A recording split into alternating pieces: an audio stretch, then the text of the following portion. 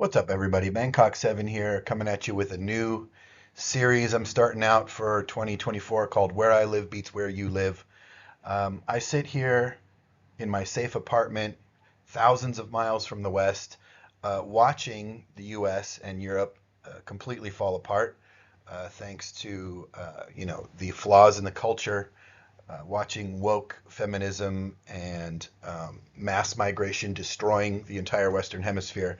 And all the popular YouTubers have already covered these two idiots that you see on your screen, but I have a slightly different take than everybody else. So let's tackle number one here.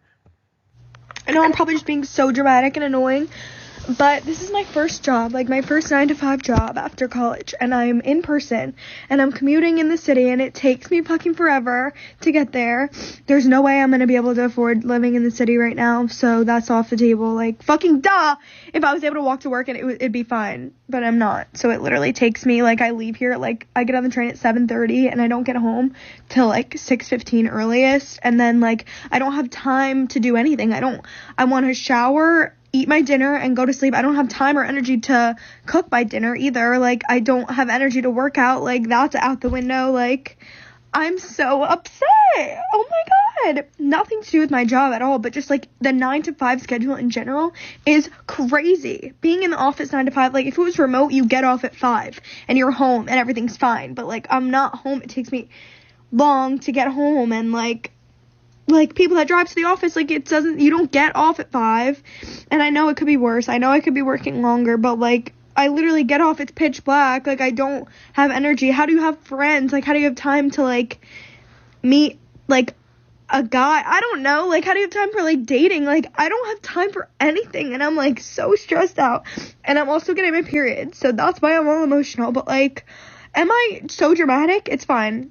So everybody else's take on the internet is that she should have gotten herself a husband or a boyfriend who'd bring home the bacon while she sat on the couch eating bonbons and watching TV, and woke feminism has failed her, and that's true. But my take is slightly different. I'm wondering, where was her mom or her dad or her aunt or uncle or grandparents?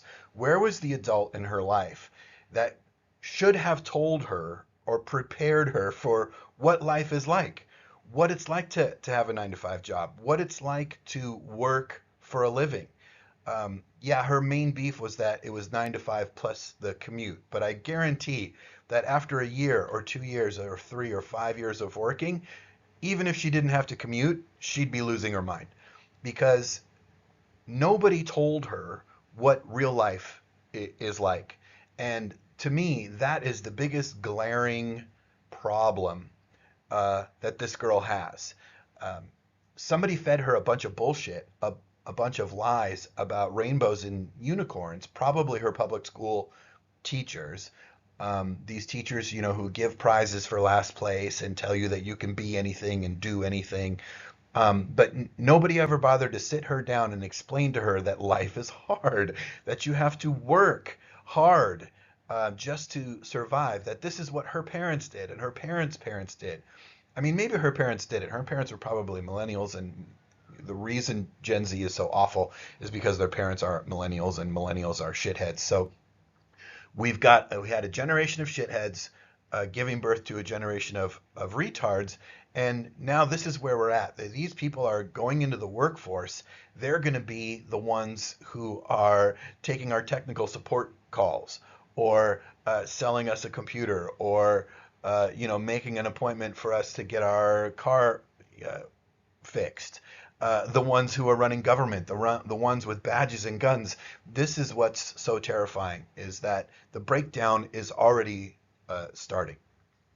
So that's idiot number one. Let's look at idiot number two, if I can get there with.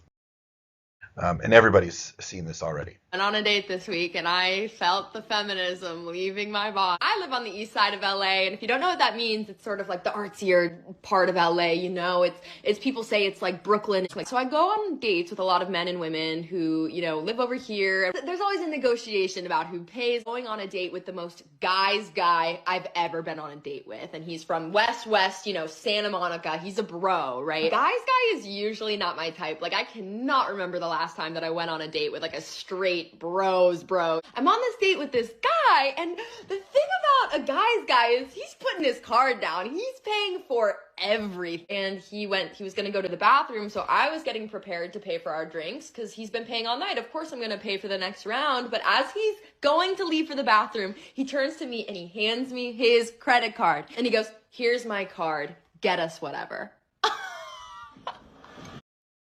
So the internet's take on her, of course, is that she magically stopped being a feminist as soon as a guy paid for the date.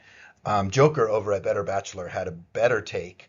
He said no, she didn't change her feminist ways. She just found a different way to gold dig. She found a putz who would pay for everything, and she could just use him and siphon off of him and then move on, which is probably closer to the truth. I have a slightly different take than those two. I watched that video and was struck by how goddamn stupid that child is. The way she spoke, her vocabulary, the tone of her voice, the way she moved her hands. Is she brain damaged? Was she kicked in the head by a mule? If this is what Gen Z is, we are fucked, people. Well, at least you people in the West are fucked. I'm safe because I'm over here in Thailand, and so their stupidity will have very little effect on me. But these are the people who are going to be teaching your kids. These are going to be the people who are putting the oxygen mask over your face before surgery. These are the people that are going to be pulling you over on the highway. The ones who are going to be, judging you in court.